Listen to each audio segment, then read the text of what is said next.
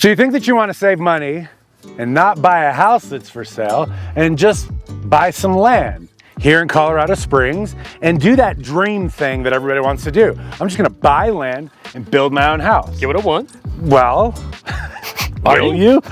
Yeah, we're gonna talk about 7-ish things, plus or minus some bonus things, of why that is a terrible idea, or maybe it's not, but at least we want you to have the information so that if this is a path that you want to take, you're at least armed with the information to go at this responsibly. It's best you can. Good luck. Yeah. All right, so like we said, we're gonna give you about 7 reasons building might not be the best idea, buying that raw land. Before we do that real quick reminder, our channel, all about Colorado Springs, where to eat, work, live, play. Any questions at all, definitely make sure you guys reach out to you. We're here for you. Number 1 reason why buying land, sketchy, what do you think? It just costs so much money. Like, Yeah. really. Yeah. Like it costs a lot. So right now we're kind of in the kind of old Colorado City area of Colorado Springs, right? And we were just perusing through some of the land searches. And first and foremost, it's like, no kidding, there was like a 2.5 acre thing. Now granted, that's a pretty big spot, but it's like right down in old Colorado City. And it was $2.5 million. Just for the dirt. Just for the dirt. For the dirt. And then some of these other ones over to the east here, still in kind of this mesa area, there was one, it was like a 1/2 acre for like $150,000. And like immediately, it was like you just look at it and you're like, that's probably unbuildable, which is why it wasn't just developed as part of this master plan community that we're in anyway. Yeah. So it's like just the cost, especially inside of Colorado Springs, it's like there's not, okay, if there's still land for sale in Colorado Springs, There's something wrong with it. there's probably something wrong with it, or it's like super freaking expensive. Yeah, Colorado Springs is almost, the infill is almost complete. There's not much left in town. And then even when you try to get outside of town, you want to be in the Colorado Springs area, you get out east of town, get up northeast of here, 5 acres, $400,000 plus. And it's not, okay, so this is like probably, we're just gonna go right into it. This is probably, it really is number 2 is financing, because Yeah. these two go together, but it's people see like, oh, I could buy that plot of land for $70,000 or $100,000 or $200,000. But what they're not understanding is that like financing / building on land is not the same as just like going and buying a house that's for sale. You don't finance it the same. Yeah. So there's a good rule of thumb, right? When you're looking at the price of the lot that you're building on, the 20% rule. Can you explain that? So whenever you're going to go into a purchase of land and you're going to build, good rule of thumb is you want to get that land for no more than 20% of what your total budget is. So if your total budget is $1 million, you need to get a piece of land for no more than $200,000. And that definitely can kind of, ebb and flow a little bit depending on what kind of house you want, what kind of finishes you want, but it's a good rule of thumb to think about. And a lot of people overlook that because they think, I'm going to buy this $100,000 piece of land, I'm going to build this $300,000 house on it, which doesn't happen anymore anyway. And it's just not realistic. And like Kyle said, your financing is totally different. You're not gonna buy a piece of land and finance it for 30 years. You're gonna buy a piece of land, a lot of times it might be interest only, or it might be amortized over 15 years, but you're gonna have to pay it off in no more than 2 or 3 years. So you gotta come up with that cash really fast. Yeah, and so VA loans specifically, I get this question a lot, like, can you buy land with a VA loan and do a build? And the answer is yes. Caveat, there's a couple caveats, and every lender is going to be slightly different, but generally speaking, the rule is you have to have plans to build within like a 12-month period anyway. Yeah. And then what eventually kind of happens, it's like a little bit too complicated for the purposes of this video, but at some point, like, the land kind of gets like wrapped up with the cost of the build. And when you're looking at those prices, like 20%. So, okay, let's get rid of the $2.5 million thing, because that's a $10 million build in the middle of town where the surrounding houses are like 400, 500, 600,000. Right. So nobody's doing that. Yeah. Right. But it's just that is like part of the really complicated thing.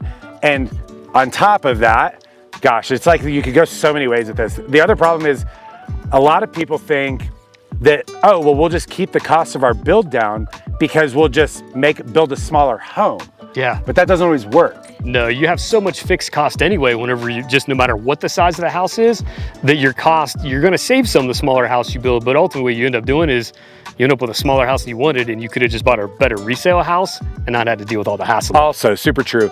And additionally, the other piece of it is like, and this is like pro tip, is that if you are trying to buy land, and let's say that it does work out for you, that's awesome. One of the first things that you need to look at is you need to look at the covenants / HOA if there is one, because some of them have restrictions on how small it can be. Yeah. So this idea that like a lot of people have, including me, that like, oh, I'll just buy land and I'll throw a tiny home on it and it'll just be like my vacation place. Or we'll do one of those like boxables or one of those, you know, those container units that like freaking Home Depot is selling these days. What you'll find is that some of them have like a minimum square footage, and we're talking like 2,000 square feet minimum. Right. It's not a tiny house by any means. Especially if it's in some kind of like a really nice neighborhood. Yeah. You know, you find a plot of land out there, it's like, that's gonna be kind of a monster. Yeah, it's just going to be an expensive project no matter how you slice it. And like we said, in Colorado Springs, is there land to buy? Yeah, there certainly is, but man, you got to just look through the financing of it. And you know, something else you can't forget about is the taxes of it.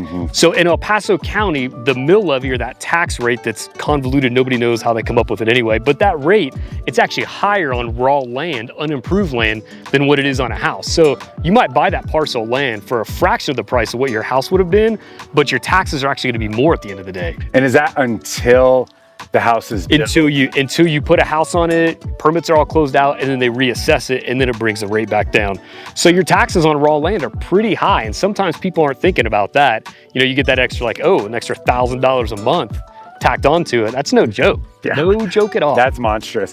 Well, and this is right, like we're not talking in this video for the purposes of like somebody that wants to flip land or they want to like buy and hold land or anything like that.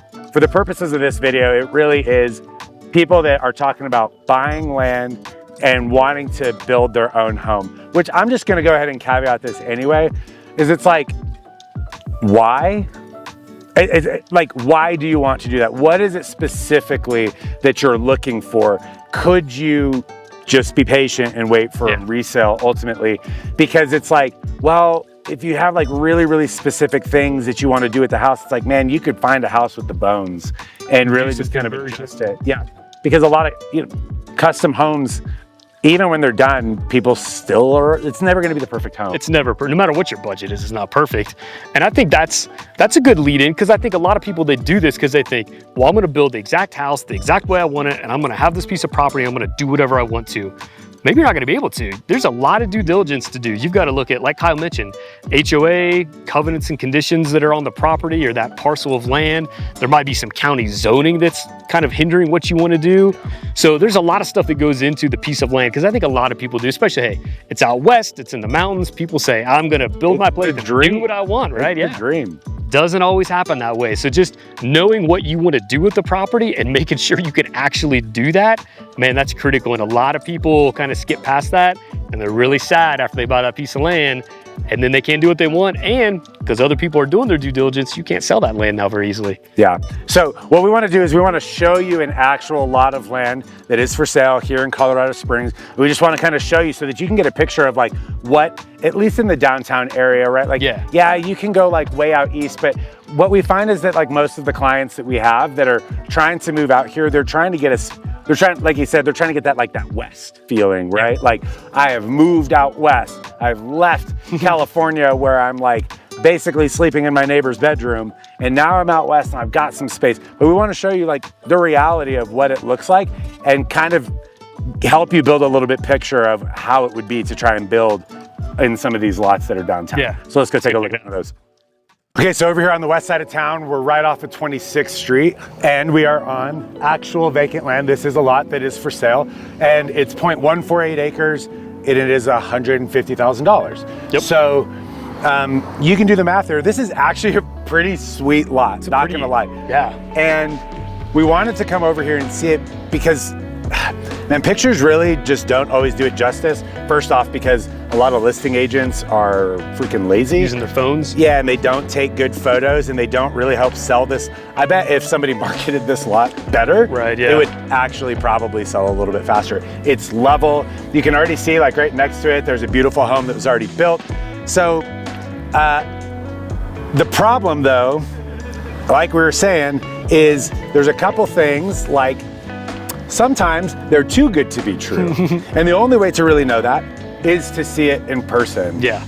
Or do a tiny bit of research. Yeah. Somebody with boots on the ground. Yeah. So usually like boots on the ground, which is why we exist, right? Like we can go out, see a lot, get a drone up there, get like actual good photos, do a FaceTime, whatever it is to help you kind of see the lot itself. But the too good to be true thing, it does happen pretty often. So just like where we were in the last spot, it was like, oh, there's this big lot of land for like the same price as this. And it's like right next to a master community, there's probably something wrong with it. Exactly. But like what might be wrong with it?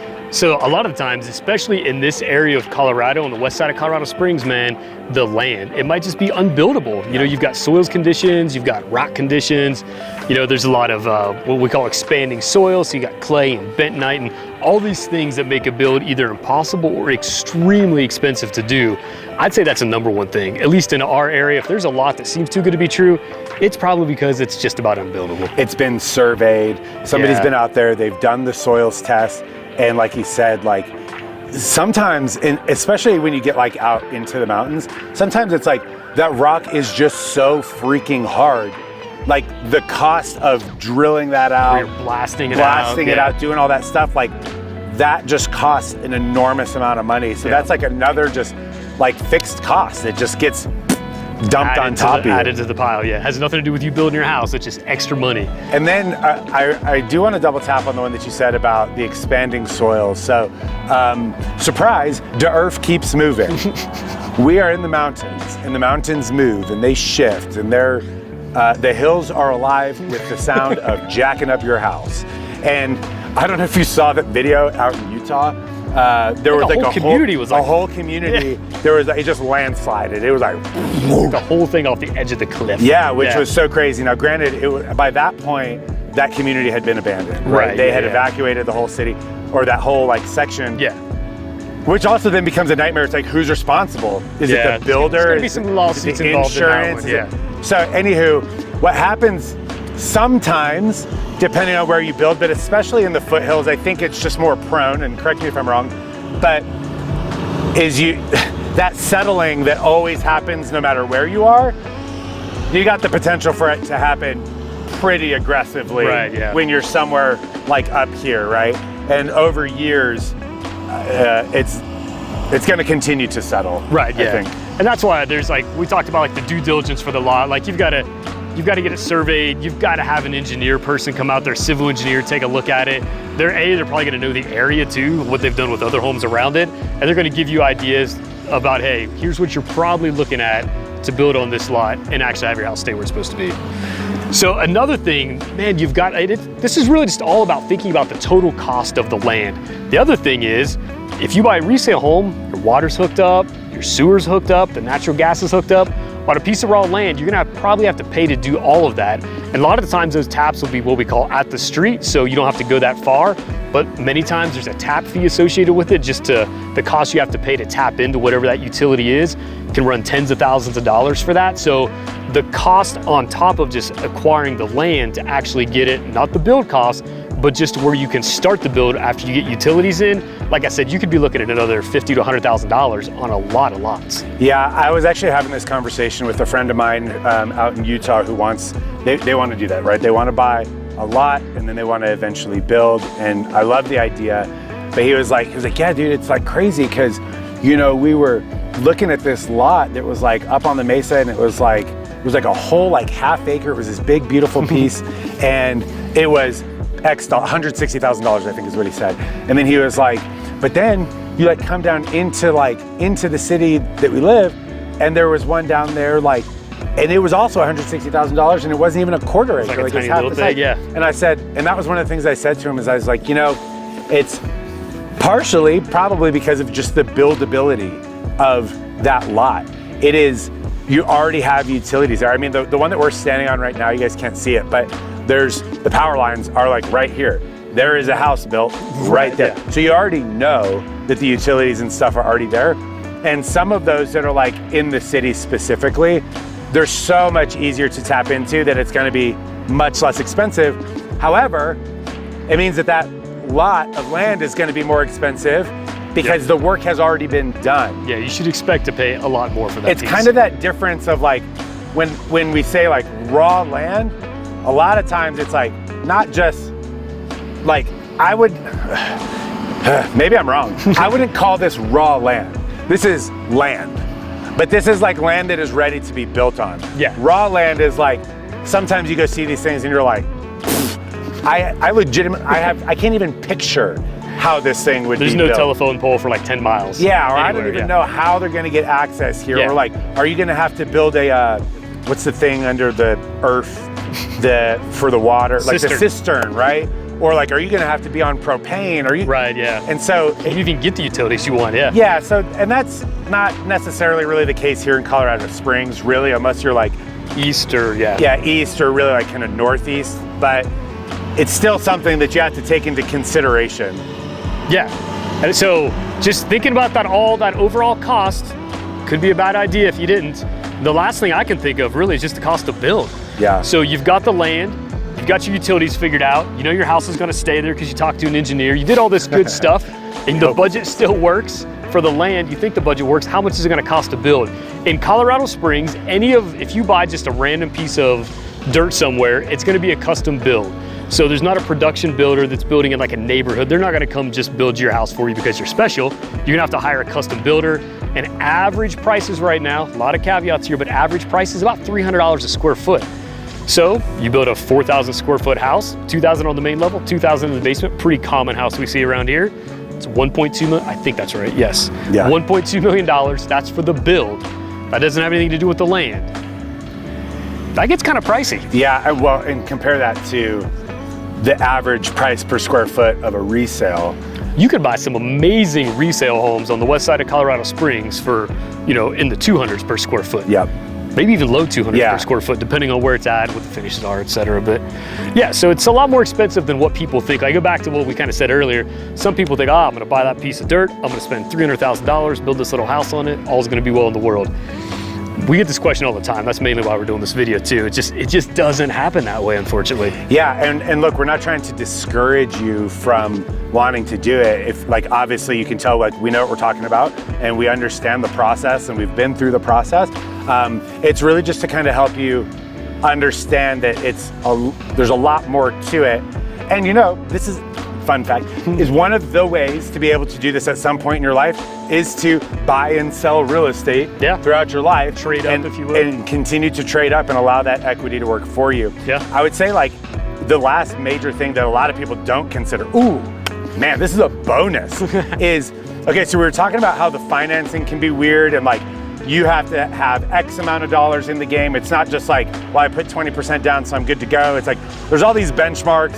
That is too deep in the weeds for this. Another day. But here's what's not too deep in the weeds.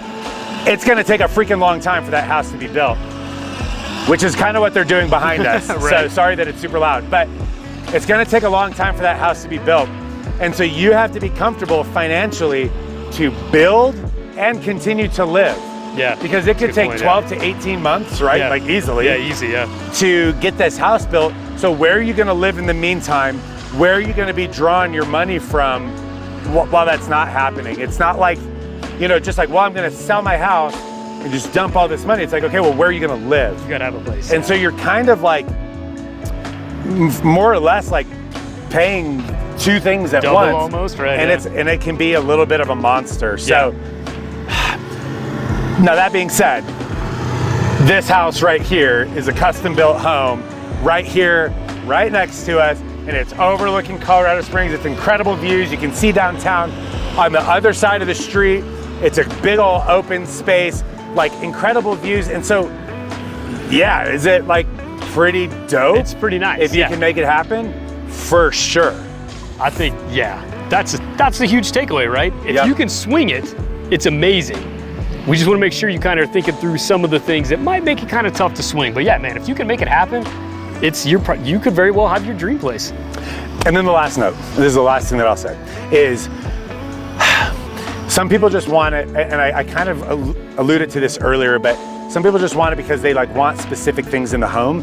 And so you can also do that. Number one, if you're looking on the west side of town, you'll find more unique homes. Yeah. Generally speaking, as you go east, they become more tract homes. But on the west side of town, you'll find more unique homes. And like legitimately, if you're wanting to like dump money into something and make it your own, really, I would encourage you to focus on the bones of the home. Yeah. What is it that we really want? And then if you can exercise that patience, I mean, you were gonna wait 18 months for this rig to be built anyway. Right. It's like if you can exercise that patience and wait for the house to come on the market that you really want, and then just put the upgrades into it, update it, and make it like your own little space, it feels almost just as rad as having your own custom It's home. almost just your own personal space, yeah. And like you said, west side of Colorado Springs, there is a lot of opportunity for that for sure. So if you have any other questions, I know like we can't address absolutely every like minor detail. We have other videos that talk about custom builds and hidden expenses. We're working on a video that kind of goes a little bit more into that, the financing piece of it and what that looks like, because that's like super nerdery, but it's important to know. Otherwise, like we said, we're the relocation experts, so if there's anything that we can do for you to help you get to Colorado Springs and get to your dream home, please let us know. Our contact info is down below. See ya! Word.